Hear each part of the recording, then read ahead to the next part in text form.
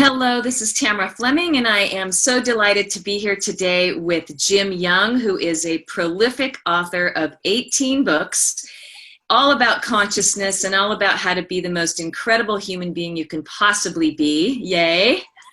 Yay. And quite a poet. I hadn't read much of your poetry until you sent me some recently, and wow, so deep and so enlightening. Very, very, very beautiful poetry. So Thank you. welcome to the show. And this is Tamra Fleming, and I'm the author of upSwing, 80 Mindful Practices to Shift Your Life from Blues to Bliss. And these interviews are all about having an enlightened conversation about topics that people may be struggling with, that we can help with in terms of our perspective. And today's topic is moving past resistance.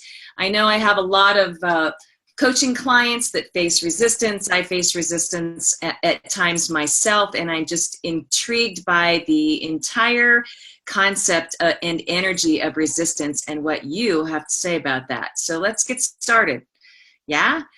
All right. So let's start with, what do you think resistance is? You're asking me that question when you've written a book that contains the definitive piece on it on page 204. Those of you who have Tamara's book, you definitely have to look it up on page 204 and get into her head a little bit while we talk about it. It's a delightful piece. Actually, every one of her entries is very thought-provoking, takes you deep into your inner self to respond to questions that you have. So read the piece on resistance. You don't have to do it now because we're going to talk about it, but you might want to do it now. Resistance to me deals with a mismatch. Hey, there it is. See, even she knows where it is. I forgot I wrote about it now. Yeah, I know. Well, I looked at your topics. I said, oh, I see what she's doing now. She's going to have 285 of these interviews with all the topics she has in her wonderful book. For me, resistance is about a mismatch. It's a mismatch between what our authentic calling is and what we're currently investing our energy in. When there's a mismatch, we feel like we're out of sorts, like we're stuck in the mud, like we're bumping our head against the wall. We just can't go anywhere. It's sort of like I feel I'm in this world, but not part of this world. Like, for goodness gracious, why doesn't anything work? And then we blame it on Mercury being in retrograde all the time, which has nothing to do with this. It has to do a lot more with whether we're really listening inward to what our purpose is in that particular moment. Last time we were together, we talked about listening. And my view is that until you develop your inner listening capacity, checking your own inner Google, if you will, for answers to everything. Until you develop that capacity, we're going to tend to stay in our ego. And when we're over-invested in our ego and where it wants to take us, and by ego, I mean our beliefs and opinions about what we are, what we're doing, what we think we're supposed to be doing. When we're stuck in that, we keep ourselves separated from our authenticity. And I think, by the way, any sign of resistance, of stuckness, is a good thing. Just like I think when we recognize we're in our ego, it's a good thing. You say, well, why would you say that resistance is a good thing? Because it's telling us we're resisting. If we pay attention to it, we can say, okay, I have a little work to do here. Obviously, I'm taking my thought process way too seriously, taking myself way too seriously. I need to back off, take a big, deep breath, and check inside and say, what is this telling me about what resistance I'm putting up? It's not about somebody else. It's not about outer circumstances. It's how I'm dealing with those circumstances. It's sort of like, I hear a lot of people say, I hear a lot of women say, I don't trust men. I hear a lot of men say, boy, I'd never trust a woman again. But it's not the men or women that's the problem. It's how we're looking at trust with men and women is the problem. So it's all in here. When people ask me what my handicap is in golf, I say there's 6 inches between my ears. Well, it's the same thing with resistance. We resist with this ego, with overthinking things and following that path rather than following the path of our of our heart. So that's a start in the conversation. So tell me what you think, Tamra. Yeah. Yeah. Yeah. Well, yeah. So, I think I find it a an energetic label in a way too. It is it's an energy that feels so uncomfortable that when it happens, you have to call it something. You have to say, okay, I'm in resistance, or I'm whatever, and because it feels so thick and tar-like and awful. So I think to everything you said, the labels that we put on things also keep us stuck. So if I want to just pose today that we talk about lifting off the name resistance, and so energetically, emotionally, what's happening, vibrationally, what's happening when we're in resistance. Are we in fear? Are we in doubt? Are we in, pretty much fear, doubt, whatever, doubt's a version of fear. But if we're in resistance, it means that our ego is saying that we are up against something that we are afraid of, right? So we're afraid of. So I kind of want to unpack it, because the awareness of it, the awareness of resistance is key. And then not labeling it, but letting it be, because when you let it be, right, it rolls and it unpacks itself. It releases. Yeah.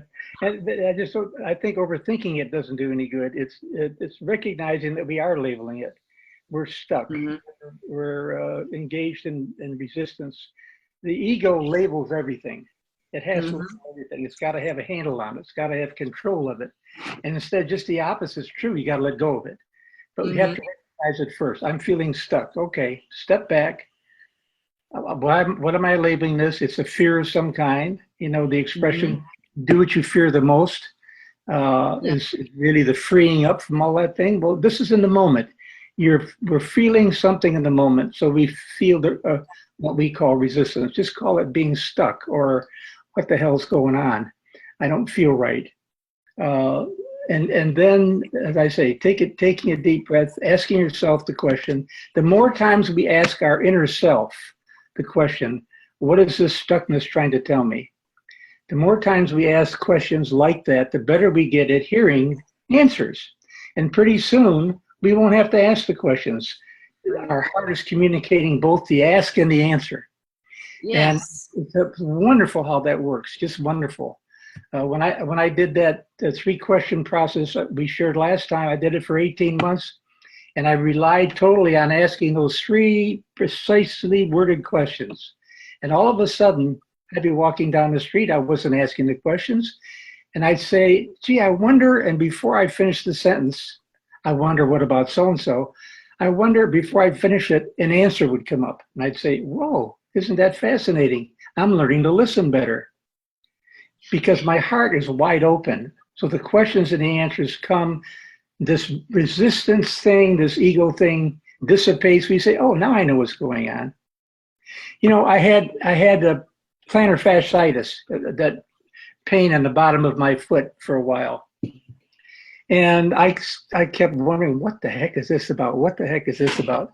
I went to the one doctor, he told me to do this, went to a specialist, she told me to do that. And one day in the shower, I said, what the heck? Plantar fasciitis, speak to me. And what I got as an answer, I didn't hear these words, but I knew what the answer, it was an answer. Said, well, you've resisted doing so-and-so for so long, you're stressing the heck out of your foot. So it turns into a physical pain, a physical malady of some kind, saying to us, look at what the metaphor is. Look at what the metaphor is. People have hip problems. I said to a person, well, tell me, how do you feel about your life these days? She said, I have no hip hooray in my life. I said, what'd you say? She said, I have no hip hooray in my life. I said, didn't you just tell me you had trouble with your hip? She said, yeah. I said, now you know what it's about. Get over yourself already. Start having some fun in your life already. Yeah. It tells us. The body is a great feedback system. You don't know this, I don't think, but what started me down my dark night of the soul is this is so interesting that you're bringing up the body pieces, because I lost the vision in my left eye all of a sudden. One day I was riding in a car with my sister driving down the road, and I lost my vision, and it freaked me out, because what happened? I didn't know what happened. I didn't know why it happened, and I wasn't listening. I was in my freak out, and I dove down into my dark night of the soul, and I went over, instead of trusting myself and trusting my intuition. And I mean, that's really what it was all about, right? I went into the medical field. I had gone out of a period in my life when I was not drinking any alcohol or I wasn't eating anything bad. I was just pure. And I went into 1,000 milligrams or whatever it is of prednisone IV in the hospital when that happened, for them to try to shock my immune. I mean, I came out of such a pure state into this whole thing, and I wasn't trusting myself. I was panicking. Anyway, fast forward, and 3 years later, I'm having a conversation with a very intuitive person, and I said, I still wasn't listening. What did I lose my vision about? And she said, you're not using your gifts. And I'm like, my gifts, my seed, my intuition, and she said, your body will tell you when you're not in alignment with something, right? Yeah. And I just find that super fascinating that is really true. And so what you're saying, back onto the listening piece, which is go in and listen to anything when you feel tilted or in resistance or anything that doesn't feel happy and in flow, and ask what it's about, listen, and then shift. Sure, you can ask to see it as an answer given in your dreams, whatever. Ask the question, and it'll come to you in a way that you want it, but you've got to practice it. It's like anything else. I had a breakfast with a new friend, about a week or so ago, and she started telling me a little bit of her story, and she said that she had stage 4 of cancer. And she was quick to say, I had to get out of the fear of it. I had to get out of this idea that you fight cancer. And so I said to myself, well, what is it I need to do? And I heard, build a relationship with it. Well, she built a relationship with her cancer. She called her cancer Gus. That little inner image of cancer, she made a friend of it. And she talked to it every day.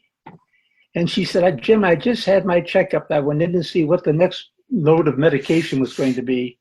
And the nurse came in and she said, well, I have good news and I have good news. The good news is you are now cancer-free. Now cancer-free.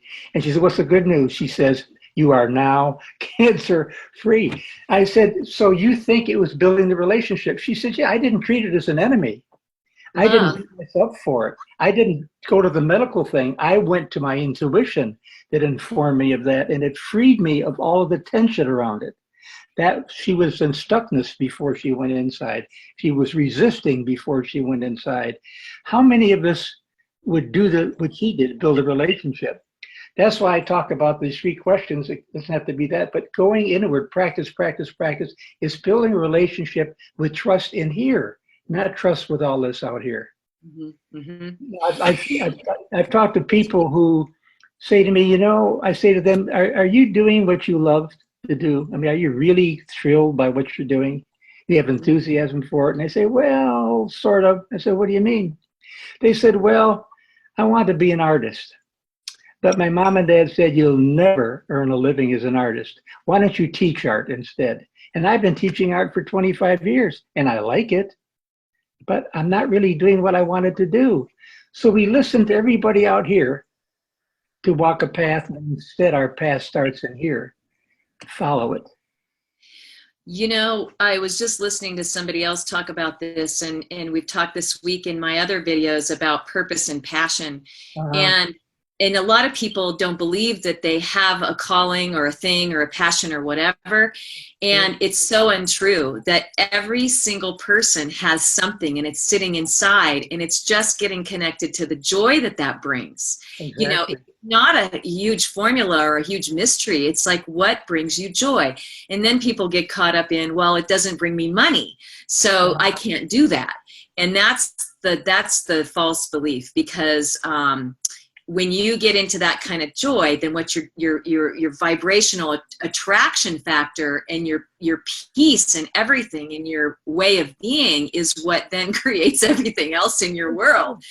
So, you know, I've always struggled between the creative, my creative endeavors and my business. And every time I go over into my business with my brain, I get resistant, I get bogged down, I get tired, I get all of those things. And when I go back over into creating, I get that energy turns back on, you know, so it's not a big mystery, right? No, it's not, except nobody teaches it. You know, you have to at least be aware of it. Awareness is the key. If you're aware, and I was talking to someone very close to me the other day in my family, and I said, man, has your energy shifted? He said, what are you talking about? I said, last time I talked to you, you were moaning and groaning and pointing fingers.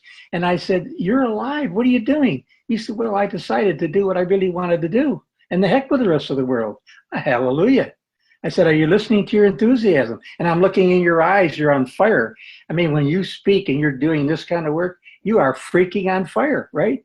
And those are the fires of enthusiasm. To me, that's the burning bush. It is. Totally agree. Absolutely. We are on fire with enthusiasm. That's what tells you you're doing the right thing in your life. Absolutely. Yeah, you know, it's a cultural what is it, a smoke screen that we feel like we have to do these things in the world to be in the world, you know. And like I was talking to you, I was listening recently, and I got the message, oh, you're teaching people doing and you need to be teaching people being. And I'm like, holy cow, right, of course, right? So, but we are so culturally unconditioned for that allowance that, you know, how do we unpack our conditioning of and our habits and our patterns, the way that we see that we have to be in the world, you know. I want you to answer that. And I also want to say that the environment that you live in, like New York City or Montana or Seattle or San Francisco, wherever you live, has an architecture that puts you into a certain type of lifestyle. And that right there, you have to figure out a way to break free from, because your environment, if you just live within your environmental constructs, then you can get sucked into a conditioned way of being. Do you know what I'm saying? So take it away. Well, it's all conditioning. You know, from birth, we're conditioned by our parents, by our siblings, by our friends, by our other relatives.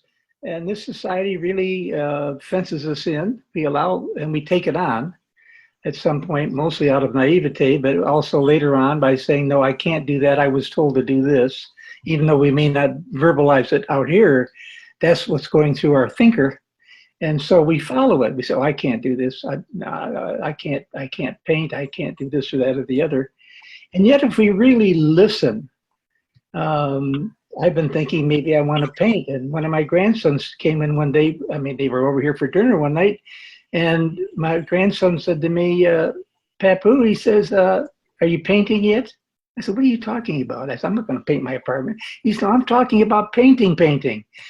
I said, where'd you ever get that idea? He said, I don't know. I'm just asking you. It just came out of nowhere. I thought, oh, there's synchronicity if I ever saw it, which, by the way, is another wonderful thing. If you find yourself getting a synchronicity, you're worried about an issue or you're feeling resistance and you're stuck, and you're having coffee with a friend and you start talking about it and the friend says blah, blah, blah, blah, blah, and bam, there's your key. You've got to stay aware. Right. Aware, because, you know, let's just get over the fact that everything is connected in the unified field of energy. Everything is connected. It's all right there right now, all the time. Mhm. And we compartmentalize. The brain can't take that knowing, right? The mind, I mean, the ego can't take that knowing. So when we see a synchronicity, it becomes a surprise, a shock, right? When it actually should become the expected norm. Absolutely. And a matter of fact, this particular person I just told you about, I said, tell me, have you had a lot of synchronicity in your life in the last week or so? He said, if I started now, I would take 15 minutes listening just in the last 3 days. He said, it's bam, bam, bam, bam, bam. I said, oh, you're letting things come into your life. You're now aware. They've been there waiting for you to show up. I mean, so there it is. It's all waiting for us to show up, but we don't show up. Where do we show up? Here. We go to the thinker. Yep. Right. We go to what we think we should, shitting on ourselves. Don't shit on yourself. Enunciate a little bit there, would you? Yeah, that's right. Well, so go ahead. I was going to say. Well, I just talking about we're talking about passion and purpose and authenticity and listening and being connected to the field and what is resistance in terms of that. So if we look out in the world and we want to become absolutely non-resistant, we want to become flowful. What do you have to say about that? Well, it takes practice. We didn't get where we were overnight. We've learned something very well, and it's called follow the ego. It's an insidious game that we've taught that's perpetrated and perpetuated forever. And it's a matter of, again, learning to listen. It's learning to be open to be aware of life around you. You take a walk, for gosh sakes, don't pump your arms 45 miles an hour and say, I've got to lose 10 pounds in the next half hour walking. Enjoy the walk, for goodness sakes. Hear the birds. Blow them a kiss as they fly by. Smell the flowers as you walk by. Listen to whatever. Greet people. I get very upset in this world when you say good morning to somebody, nothing. The other day I ran into somebody on my walk along the Willamette River here, 5 minutes away, and this person was lit on fire. Oh, good morning. Isn't this a wonderful day? And I want to say to her, are you from another planet? Where'd you come from? Most people walk with their heads down, or they've got plugs in their ears to listen to music. They're not paying attention to anything else. Nothing wrong with music, but when do you enjoy nature? We're not really building an awareness.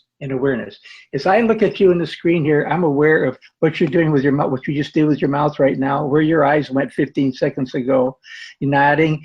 That's part of communication, part of building relationship. Is being aware of those clues and cues about what communication is really about. And it's a wonderful gift, but it takes practice. Nothing is going to change like this. But if you build your capacity, which really is your capacity for being aware, it's been there. Everything we need is all stored up in your inner Google. It's all there. You just got to become aware.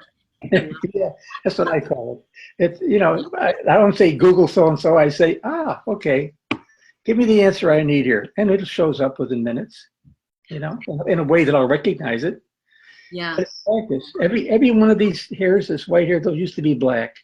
Every one of those hairs that turned white was when I failed to ask inward and I stuck with the outward, and I'll turn my hair white. Now, you can't see it, but on the back it's turning black again because I'm going inside now. No, it's not. Ooh, I'm going to try that. Like, can I turn my hair blonde? You already did a good job of that.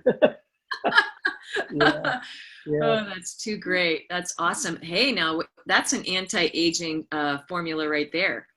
Well, interestingly, it is an anti-aging because you forget about things like age. You don't, I'm going to turn 50 my next birthday, or 60 or 40, whatever it is.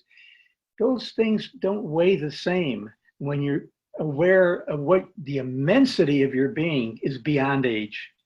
Yeah. It's beyond age. This is my body. This isn't me. This is something I use to carry the tongue that moves and the sensitivity I have of the reality that identifies me in this world. It's a very different thing, but we identify with our bodies, don't we? I mean, we really do. And Well, that's another one of those cultural, yeah, conditioning. I was actually watching something yesterday and it was on Facebook, and it was this beautiful woman and she's standing on the beach with her daughter, and they're both in bikinis, and this woman must have been, in her early 60s. And the people were commenting how beautiful she was, and she was commenting back, oh, you don't really mean me. And it's just like, wait a minute, that whole conversation needs to be something more like, absolutely. yeah. Because here's why I look that way. Here's why I look like a lot younger than I am. Because, blah, blah, blah, blah, blah. But we have this like loop-de-doop that we do to not receive, to not tell the truth, to not be authentic, in it. And it really doesn't matter because, the containers that we walk around in are vehicles for joy. They're vehicles for us to live this life. And what does that mean? And so I saw a friend the other day who has smoked for years and years and years and years and years, and it really has aged her. It has aged her a lot, especially around her lips and her face. And she's feeling bad about that, but she continues to smoke. It's like, you can fix this. Your body regenerates itself. Your body changes, and so you're literally constructed by your beliefs and the way you Sure. do. Well, there's a friend of mine who teaches, who's taught for years how to engage dream work as a way of being more aware of what you're really about, what life is really about for you. And I haven't attended a workshop because she never teaches men, and she doesn't teach co-ed groups. She says, have you ever taught a group of men and women together? I said, yeah. She says, you don't have trouble with that? I said, what's the trouble? There are differences, but there are differences within a group of women as well, not just between men and women. But anyhow, long story short, she starts every day of her workshops, I'm told, with this question. And what lie did you start your day with today? That's Yeah. Well, it's a tough question, but the fact of the matter is we lie to ourselves every day. We lie saying, I'm stuck in this relationship, which means I don't know how to get out of it. I'm in resistance about the relationship. We don't open it up and say, what's really going on there? We don't expect our part in it. What are we doing to have the resistance in this relationship? So there's a lot of ways, about gaining weight, about relationships, about all kinds of things. We lie to ourselves constantly. I'm not smart enough to do this. I'm not athletic enough to do this. I can't dance. Well, of course you can dance. If you can put one foot in front of another walking down the street, you can dance. And just turn every now and then and hum to yourself. Get over yourself. So it's just these limitations that we put on ourselves. Belief and opinion are nothing but limitations. They say, if you believe it, you can do it. Well, my feeling is, but that also at the same time puts a limitation on it. If you say, I know that I can do this, meaning I know in here that I can do this, you'll be it. Mm-hmm. If we were to do something other than being, no, let me take that back. If we were to name ourselves the way we behave on this planet, we should call ourselves human doings, not human beings. Mm-hmm. Yes. They're called human beings for a reason, right? Right. So Yep. let's Well, be it. right. So let's bring this all together now. So if people are in resistance, or if they face resistance often, then we have discussed that it's a belief, it's a pattern, it's a conditioning, it's something that it can literally be broken free of. What about the fear of doing something?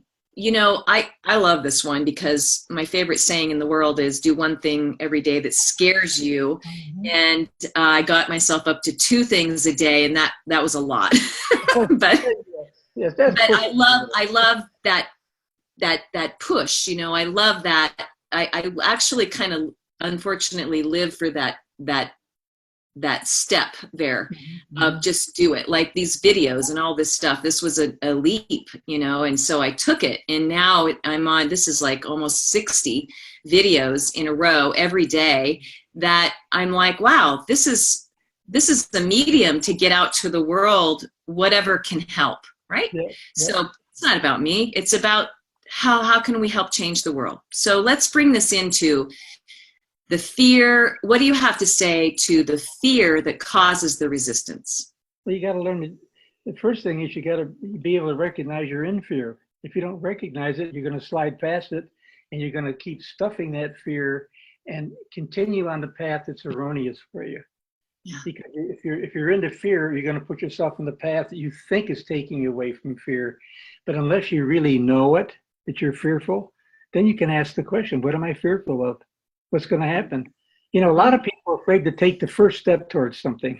What was it I found here? Something, oh yes.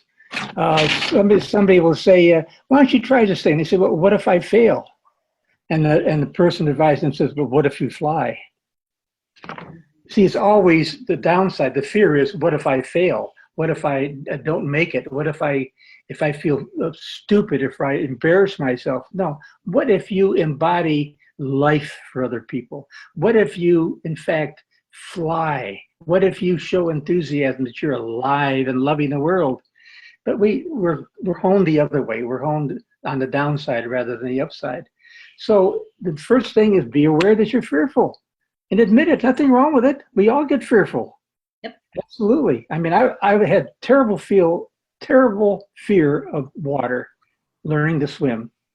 And I won't tell you the full story, but years ago when my dad went to teach us to swim, he said, I'm going to put you on the end of the dock. I'm going to dive in the water. When I come up, I'll teach you how to swim. He dove in, he came out, he split his head open. He dove into a big can that was in the bottom of that water. His head was split open. That's my memory of learning to swim. And you wonder why, after years, I didn't go in water over my head. Yeah. Would not do it.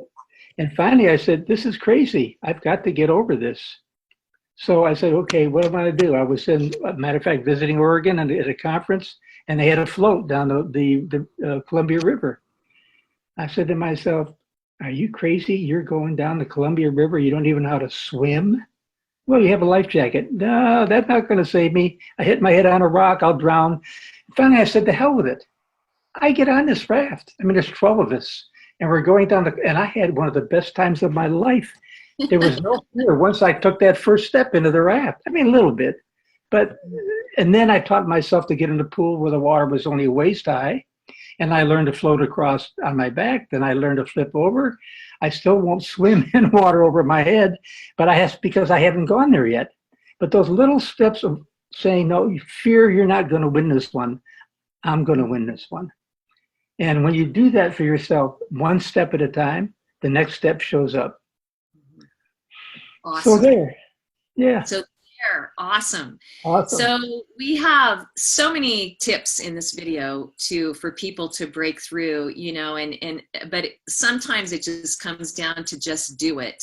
Right. And I think that there's a lot of validity in that. And I know that when I've taken big leaps in my life, I've just stepped without thinking. And I say that with a little bit of a caution, because of course you want to think through some things to make sure you're making a decision that feels right from you, or you want to check in and do what we're talking about, which is listening. Mm-hmm. And but do it. Just go ahead and do it, because either way you're going to win. You're going to win by getting a lesson that you're going to learn something really valuable, or you're going to just take a step forward in your life and set yourself more free, right? Absolutely. Absolutely. Yeah. Well, is there anything else left on what we need to share today about moving past resistance? Anything else you want to share? Yes, I have a wonderful affirmation that I found in this treasure of a book. In case you haven't gotten it, it's upSwing. It is a wonderful piece of work. And the affirmation is, I am allowing and living in non-resistance. Pardon me, let me start that again. I am allowing and living in non-resistance with grace and ease. Grace is the gift that never stops giving. We think we have to earn it. No, it's there constantly. Tap into it. Yeah, grace. Good one. Good one. Yeah. Yeah. Well, I have so enjoyed our time today together. We are going to keep doing this periodically as we come up with juicy topics for our listeners. Yeah. And I just love you, Jim Young, and I'm so grateful that you're in my sphere of possibilities and potential. It's awesome. I had been waiting for you all the time. You just had to show up. Yeah, that's right. I will put in this post with this video how to reach Jim and how to take advantage of his amazing 18 books. Which book would you recommend the most of yours that fits our topic today? Today, pick one from 1 to 18. But I Yeah. think the one that gives you, I think the foundation for looking at things the way we've talked about is Aware in a World of Sleep. I mentioned it last week too. Aware in a World of Sleep. It really speaks as how we got where we are, how we go beyond where we are, how to open up the way we talked about it this morning. And I know that if you get Tamara's book and go through it, you're going to find a gazillion ways to deal with this that'll benefit you and all around you. That's the important thing. Oh, So there, and I'm not even on her payroll, by the way. you're such a good fan. I love it. I love it. Well, you can reach Jim at creationspirit.net, and I will put all of his Facebook links and Twitter links and YouTube channel links. That he has a number of other videos as well. And it's a wrap for today. How about that? Thanks, Tamara. Love you. I love you too. We'll do it again. All right. Bye for now. Bye-bye.